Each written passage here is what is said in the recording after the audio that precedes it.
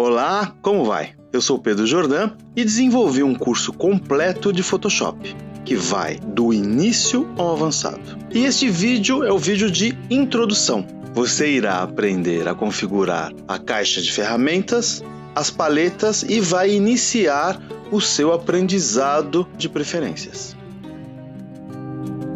Ao abrir o Photoshop, abre esta tela.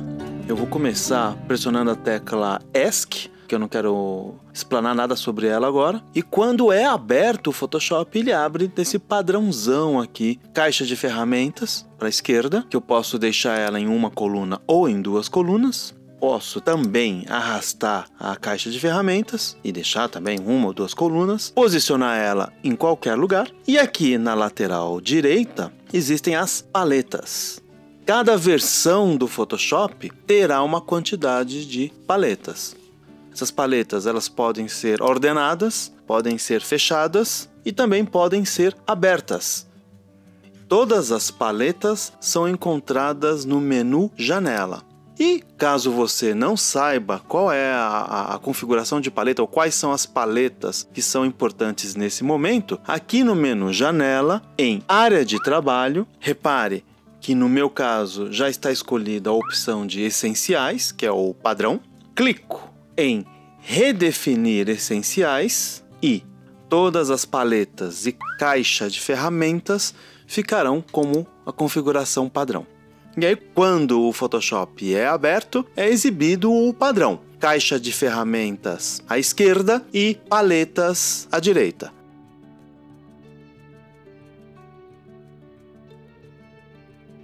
As ferramentas da caixa de ferramentas, passar o mouse sobre ela, ela sempre vai exibir a tecla de atalho e uma pequena animação de como utilizar esta ferramenta.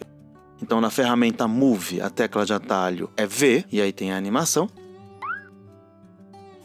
A ferramenta Letreiro Retangular é a tecla M, que é uma ferramenta de seleção. E aí, por diante, né? A ferramenta Carimbo, tecla S. Bom, e esta caixa de ferramentas ela pode ser personalizada. Então, clicando nestes três pontinhos, é exibido esta opção de editor de barra de ferramentas. Vou clicar sobre ele e aí então é exibido esta caixa de diálogo chamada Personalizar barra de ferramentas. Aqui, mais do que nada, você consegue visualizar todas as teclas de atalho, pelo menos as ferramentas que têm tecla de atalho.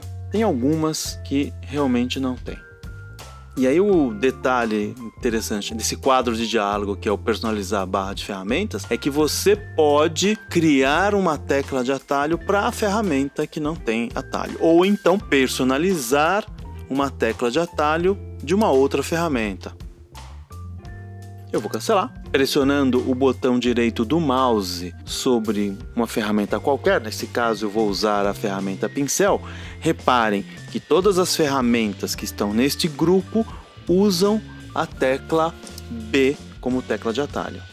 Se eu seguro a tecla Alt ou Option e pressionando a ferramenta, vai alternando entre as ferramentas.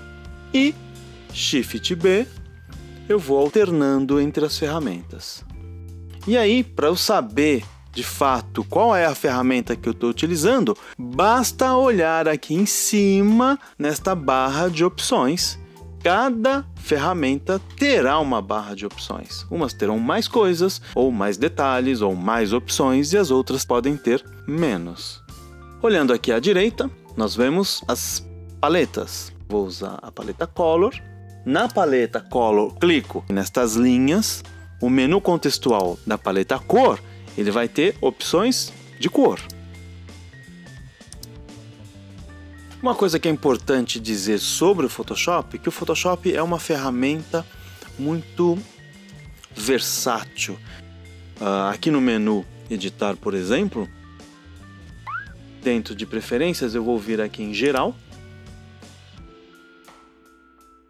Dentro de geral existem bastante opções. Dentro ainda aqui de preferência existe a opção de interface ou interface, onde é possível escolher a cor da interface do Photoshop.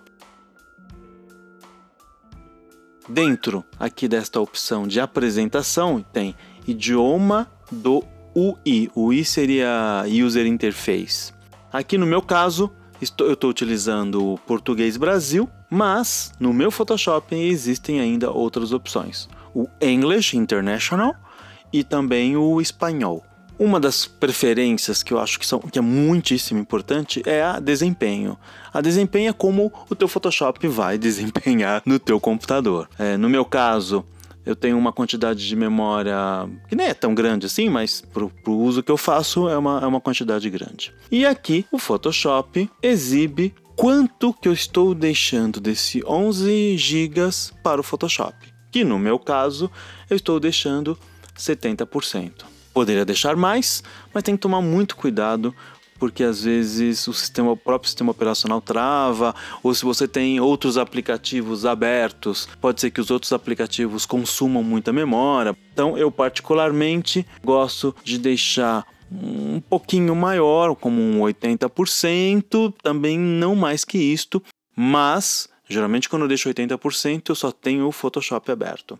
E aqui ainda existe uma configuração de estados de histórico, ou a quantidade de desfazer ou desfazeres que o Photoshop te permite. No meu caso aqui está configurado como padrão, que é 50 desfazeres.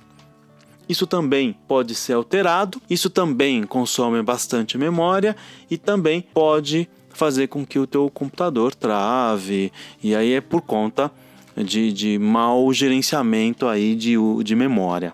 Então é isto, e até o próximo vídeo do curso de Photoshop.